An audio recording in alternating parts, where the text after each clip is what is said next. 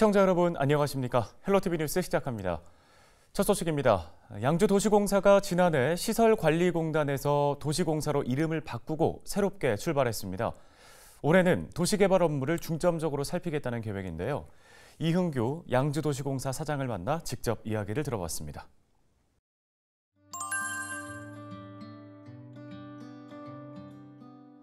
저희 양주도시공사는 시민의 복리 증진과 지역사회 발전을 위해 설립된 기관입니다.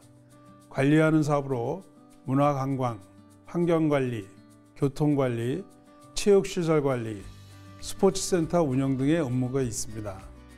그리고 양주시의 다양한 개발 사업이 추진함에 따라 2022년 도시공사로 전환하여 도시개발 업무를 담당하게 되었습니다.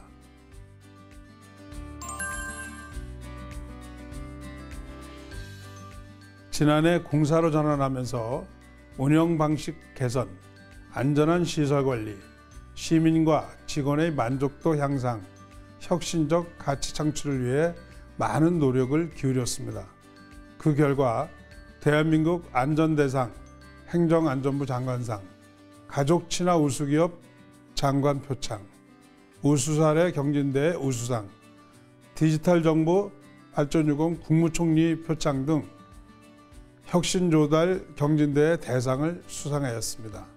그리고 행정안전부 지방공기업 경영평가에서 양주도시공사가 전국 시군 유형 최초로 4년 연속 최우수 기관에 선정되는 결과를 이뤄냈습니다. 지난해의 빛나는 성과는 임직원의 헌신과 노력, 그리고 시민의 적극적인 협력에 의한 것이라고 생각합니다. 이 자리를 빌어 다시 한번 감사의 말씀을 드리고 싶습니다.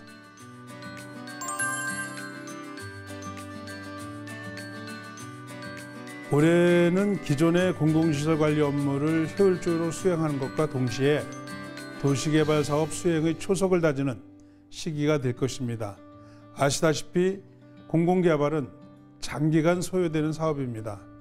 다양한 자료 수집과 검토, 이해관계자 협상, 빈틈없는 계획 수립을 통해 양주 시민들이 만족할 수 있는 도시발전 기반을 마련할 것입니다. 또한 철저한 검증과 현지 조사를 실시하여 안정성과 수익성을 극대화할 것입니다.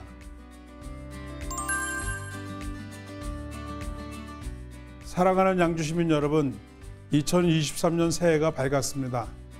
다사다난했던 재난이었지만 우리 모두가 훌륭한 선진의식으로 열심히 노력한 덕분에 행복한 가정과 따뜻한 지역사회를 만들 수 있었다고 생각합니다. 여러분 가슴속에 지녀왔던 소중한 희망과 간절한 소망이 올 한 해 다복하게 이루어지기를 기원합니다. 새해 복 많이 받으시기 바랍니다. 감사합니다. 연일 쌀쌀한 날씨가 이어지고 있습니다. 요즘 같은 겨울철에 특히 조심해야 할 질병이 바로 뇌졸중인데요. 실제로 매년 이맘때 뇌졸중 사망자가 급격히 증가한다고 합니다. 뇌졸중 예방법과 대처법을 알아봤습니다. 이지훈 기자입니다. 머릿속 시한폭탄 뇌졸중.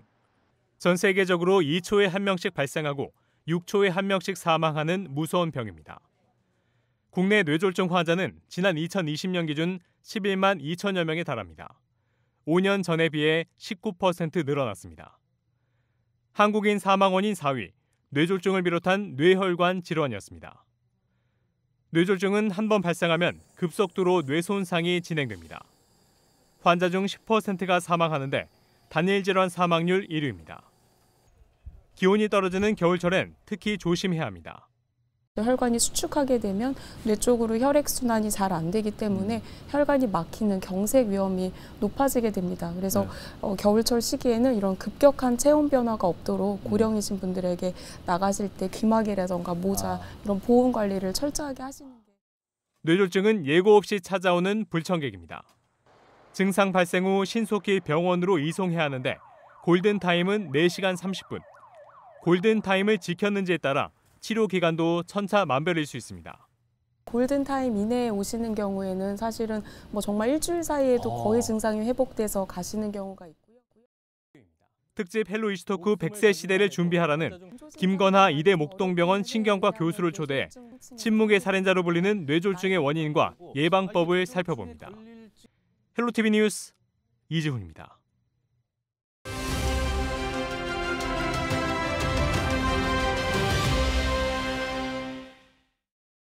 다음 소식입니다.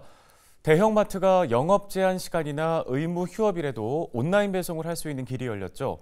여기에 대형마트의 월 2회 의무 휴업 등의 제한을 푸는 방안도 본격적으로 논의될 전망인데요. 골목 상권의 불안감이 커지고 있습니다. 네, 경기도 골목 상점가 연합회 이호준 회장 연결해서 관련 말씀 들어보겠습니다. 안녕하십니까? 네, 안녕하십니까? 네, 정부와 대형마트 또 중소유통업계가 의무 휴업일에도 온라인 배송을 할 수 있도록 뜻을 모았습니다. 이 규제가 시작된 지 10년 만의 일인데 이 부분 먼저 어떻게 생각하시나요? 코로나 시기를 지나면서 온라인 플랫폼이나 퀵커머스가 성장함으로 인해서 상대적으로는 골목 상권의 소비 여력이 점점 줄어들고 있는 상황입니다. 이런 상황에서 대형마트 영업 제한이 풀리게 되면 골목 상권이 더더욱 힘들어지게 될 것 같습니다. 네, 또 이 대형마트의 의무 휴업일 지정과 관련해서 지자체의 자율성을 강화하는 방안을 좀 협의하기로 했는데 의무 휴업일에 평일을 포함한 지자체가 또 50여 곳으로 파악되고 있거든요. 골목 상권에서 좀 걱정을 많이 하고 계실 것 같습니다. 한편으로는 또 유통업 종사자들의 쉴 권리를 보장한다는 측면에서 그 의미가 더 크기도 합니다. 매주도 아니고 한 달에 딱 2번 마트의 휴업으로 인해서 그 안에서 일하는 종사자들도 또 주변의 상권들도 조금은 숨을 쉴 수 있었던 것인데요. 이런 방향으로 정책이 흘러간다면 정말 골목 상권이 질식사할 수 있지 않을까라는 생각을 합니다.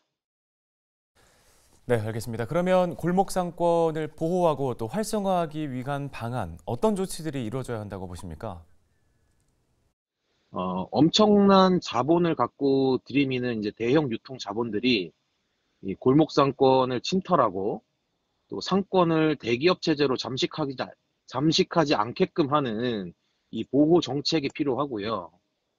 그래서 대형마트뿐만 아니라 백화점이나 아울렛, 또 대형 복합 쇼핑몰 등에 대해서도 영업시간 제한이나 의무 휴업이 필요하다는 생각이 듭니다.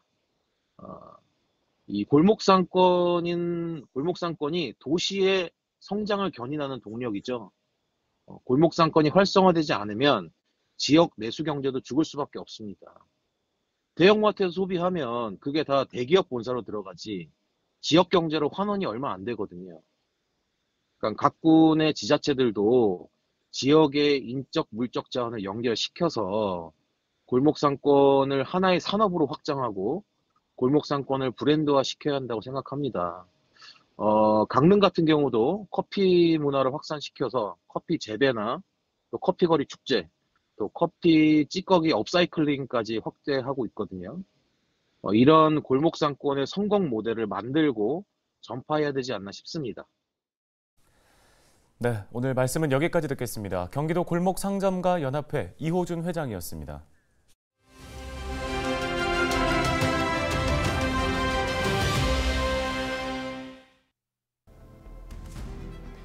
부동산은 10년 주기라는 말 들어보신 적 있으신가요? 10년을 주기로 상승과 하락을 반복한다는 겁니다. 현재 부동산 시장 상황이 지난 2010년대 초반과 유사하다는 의견이 나오고 있습니다. 서울의 경우를 예로 한번 살펴보겠습니다.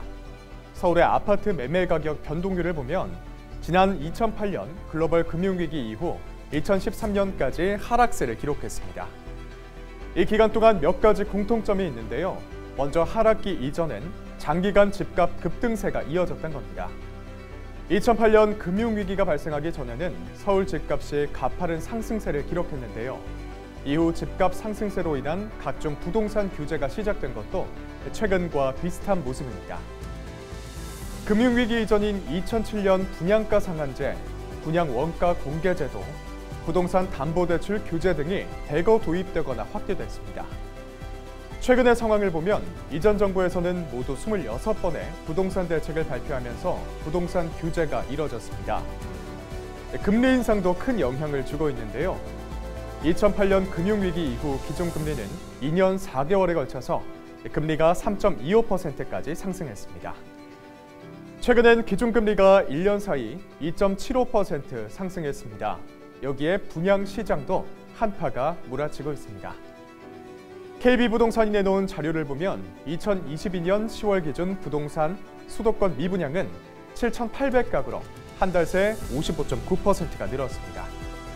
현재 부동산 시장은 10년 전 글로벌 금융위기 직후와 비슷한 분위기인 것은 틀림없어 보입니다. 그렇다면 5년 후에는 다시 가파른 상승세로 바뀔 수 있을까요? 섣불리 예측할 순 없어 보입니다. 지금까지 데일리 브리핑이었습니다.